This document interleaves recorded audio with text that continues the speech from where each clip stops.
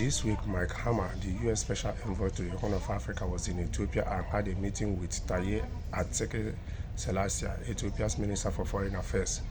While the security situation in the Horn of Africa, Tigray, and the implementation of the Pretoria Cessation of Hostility Agreement were agenda items, the Ethiopian government seeks to have picked an economic topic for discussion.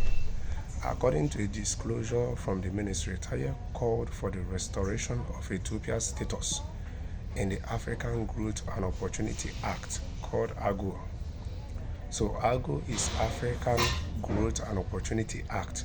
AGOA is a U.S. legislation that was introduced in 2000 to allow African countries to have duty-free access to the U.S. market for their export items that fall within the list of products over 1,800 that are allowed. However, there was no positive response from the United States. Mike Hammer on Friday, during his presser from the U.S. Embassy, remarked why it will be difficult to restore AGOA. He made a reference to his country's law related to human rights that will make the restoration possible. What he called the unfortunate situation in the Amhara region and the conflicts in Oromia and the human rights abuses as factors. The U.S. decision seems a confirmation that government forces have been engaged in extensive human rights abuse in the Amhara region. There have been multiple human rights organizations in the country and abroad report. The United States activated AGOA-related sanction regime against Abiy Ahmed's government during the war between his government and TPLF forces. The volume of Ethiopia's export to the United States has been under $1 billion, and the bulk of it was from coffee export. Garment export was started, but it was affected by the restriction that the U.S. imposed. There were reports that manufacturers operating from Ethiopia's industrial parks left the country due to a combination of factors, and AGOA restrictions seem to be one of them. Despite all that, the U.S. government and Abiy Ahmed's administration seems to have a subtle cordial relation. Some speculate that Abiy Ahmed's government would have collapsed a long time had it not been for the support from the U.S. government and its allies.